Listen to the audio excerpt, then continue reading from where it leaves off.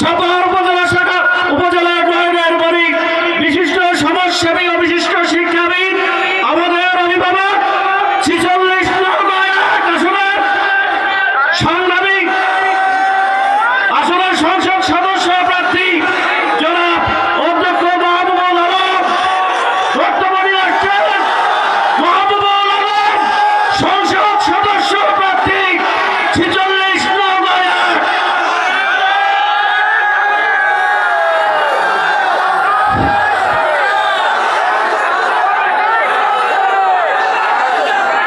সংগ্রামী নিয়ামতপুরবাসী আসসালামু আলাইকুম ওয়া রাহমাতুল্লাহি ওয়া বারাকাতুহু। অন্য ধর্মের যারা রয়েছেন তাদের শুভ কামনা করছি। প্রিয় ভাই ও বোনেরা, কেমন আছেন আপনারা? আলহামদুলিল্লাহ, হামদান কাসীরান তাইয়িবান মুবারাকান ফি। আল্লাহুম্মা সাল্লি আলা মুহাম্মাদ ওয়া আলা আলিহি ওয়া আসহাবিহি আজমাইন। 11 দলীয় জোট কর্তৃক আজকের এই বিশাল নির্বাচনে জনসভায় সম্মানিত সভাপতি, মঞ্চে উপবিষ্ট 11 দলীয় জোটের নেতৃবৃন্দ এবং সম্মানিত নিয়ামতপুরের মা ও বোনেরা এবং আমার ভাইয়েরা, প্রিয় ভাইয়েরা, আমি আপনাদের সন্তান, আমি আপনাদের ভাই, আমি আপনাদের সন্তানের শিক্ষক। এই নিয়ামতপুরে আমার অসংখ্য ছাত্র ছাত্রী রয়েছে, এই নিয়ামতপুরে রয়েছে আমার অসংখ্য আত্মীয় স্বজন। আমার বাড়ি সাপাহার। সাপাহার হলে কি হবে? 54 বছরে যত এমপি হয়েছে সব এমপিদের বাড়ি ছিল নিয়ামতপুর, আর উন্নয়ন হয়েছে সাপাহার। ইনশাআল্লাহ আমি আপনাদের কথা দিচ্ছি, আমার বাড়ি সাপাহার, কিন্তু ন্যায্যতার ভিত্তিতে নওগাঁ 1, নিয়ামতপুর, সাপাহার, পোরশা সর্বত্রই সমান উন্নয়ন হবে ইনশাআল্লাহ। প্রিয় ভাইয়েরা, আল্লাহ সুবহানাহু ওয়া তাআলা যদি আপনাদের ভালোবাসায়, আল্লাহর রহমতে আমাকে নওগাঁ 1 আসনের এমপি হিসাবে আল্লাহ যদি কবুল করেন, আমি আপনাদের কথা দিচ্ছি ইনশাআল্লাহ নওগাঁ 1 আসনকে দুর্নীতি মুক্ত, শোষণ মুক্ত, ঘুষ বাণিজ্য মুক্ত, জবাবদিহিমূলক একটি নওগাঁ 1 আসনে রূপান্তরিত করা হবে ইনশাআল্লাহ। আপনারা ইতিমধ্যে জেনেছেন বাংলাদেশ জামাত ইসলামী এই দেশ থেকে দুর্নীতির মূলোৎপাটন করার জন্য পাহারাদার অ্যাপ চালু করেছে। এই পাহারাদার অ্যাপসের মাধ্যমে সকল দুর্নীতি পরায়ণকে ধরে তাদের বিচার করে বাংলাদেশ থেকে দুর্নীতি বিতাড়িত করা হবে। ভাইয়েরা, প্রিয় ভাইয়েরা, একটি দেশের উন্নয়নের চালিকা শক্তি হচ্ছে যোগাযোগ ব্যবস্থা। যদিও 54 বছর থেকে এই নিয়ামতপুরে এমপি ছিল, কিন্তু আমি নিয়ামতপুরের বিভিন্ন রাস্তাঘাট ঘুরে ঘুরে দেখেছি অসংখ্য রাস্তা এখনো কাঁচা রয়েছে। আর এই যোগাযোগ ব্যবস্থা ভালো না হওয়ার ফলে আমাদের কৃষক ভাইরা তাদের ফসলের ন্যায্য মূল্য পাচ্ছেন না এবং উন্নয়নের ক্ষেত্রে এটি বাধাগ্রস্ত হচ্ছে। ইনশাআল্লাহ আপনাদের ভালোবাসায় নির্বাচিত হতে পারলে নওগাঁ 1-এর এই নিয়ামতপুর উপজেলার সমস্ত পাকা রাস্তাগুলো অগ্রাধিকারের ভিত্তিতে কাঁচা রাস্তাগুলোকে পাকাকরণ করা হবে ইনশাআল্লাহ। প্রিয় ভাইয়েরা, এই যে আমাদের প্রিয় শহর নিয়ামতপুর, এই নিয়ামতপুর শহরকে আমরা পরিচ্ছন্ন শহরে আমরা দেখতে চাই। এখানে ড্রেনেজ ব্যবস্থার উন্নয়ন করতে চাই। এই নিয়ামতপুর সদরকে পৌরসভায় উন্নীত করার গ্রহণ করতে চাই। প্রিয় ভাইরা, নেয়ামতপুরে ধানের জন্য বিখ্যাত। সে সঙ্গে আরেকটি বিষয় আমাদের অর্থনীতিতে চালিকা শক্তি হতে পারে নেয়ামতপুর, সেটি হলো মাছ। এই নেয়ামতপুরে অসংখ্য পুকুর রয়েছে, কিন্তু এই মাছগুলো ঢাকায় পাঠানো এবং বিদেশে পাঠানোর কোনো ব্যবস্থা না থাকায় আজকে আমাদের মৎস্যজীবী ভাইরা আবার মাছ চাষী ভাইরা তাদের মাছের ন্যায্য দাম পাচ্ছেন না। আমি পরিকল্পনা নিয়েছি, ইনশাআল্লাহ নির্বাচিত হতে পারলে এই নেয়ামতপুরে মাছের একটি মার্কেট গড়ে তোলা হবে। সেই মার্কেট থেকে মাছ ঢাকা সহ বিদেশে রপ্তানি করা হবে। প্রিয় ভাইরা,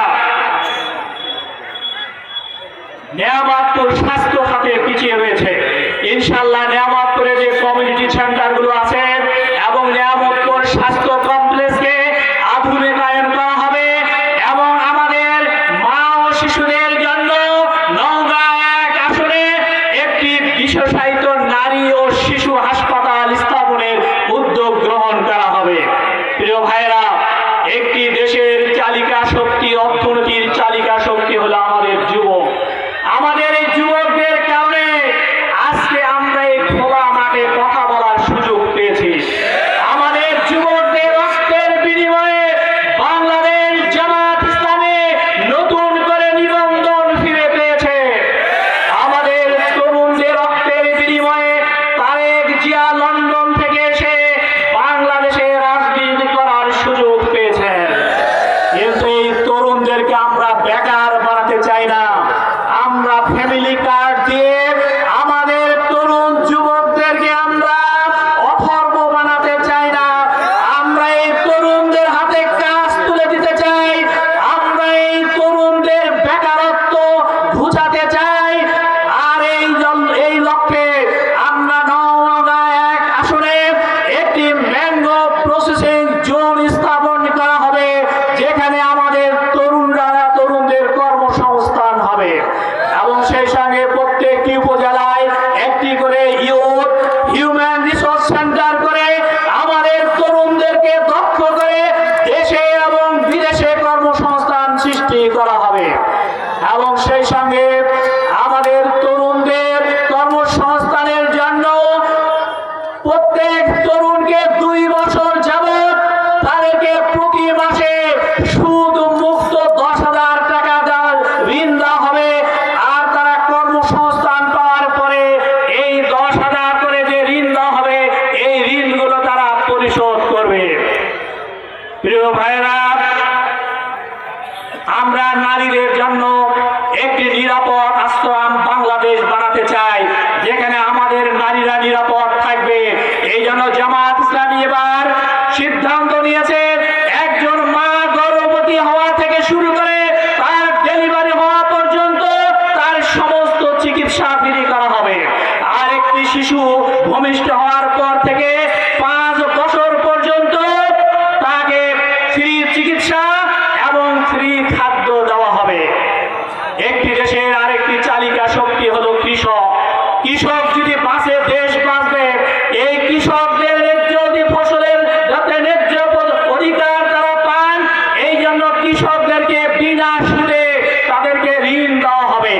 প্রিয় ভাইরা, আমাদের এই নওগাঁ 1 আসনে নেয়ামতপুর উপজেলায় অসংখ্য আদিবাসী ভাই রয়েছেন। এই আদিবাসী ভাইদের এই দীর্ঘ 18 মাস ধরে 16 মাস ধরে তাদের পুকুরগুলো কারা কেড়ে নিয়েছে, তাদের জমা জমিগুলো কারা দখল করেছে, তাদের পুকুর থেকে কারা মাছ মেরেছে, এই নওগাঁবাসী সবাই ভালোভাবে জানেন।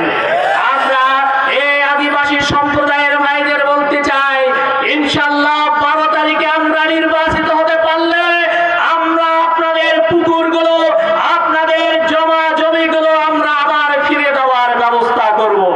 আমরা এই আদিবাসী তরুণদেরকে তাদেরকে আমরা চাকরি দিব, শিক্ষিতদের চাকরি দেওয়া হবে। আর যুবকদেরকে আমরা ভালো খেলোয়াড় বানিয়ে জাতীয় পর্যায়ে তাদেরকে নিয়ে যাওয়ার ব্যবস্থা করা হবে। প্রিয় ভাইরা, আমি শিক্ষার বিষয়ে বলতে চাই, আমি আমার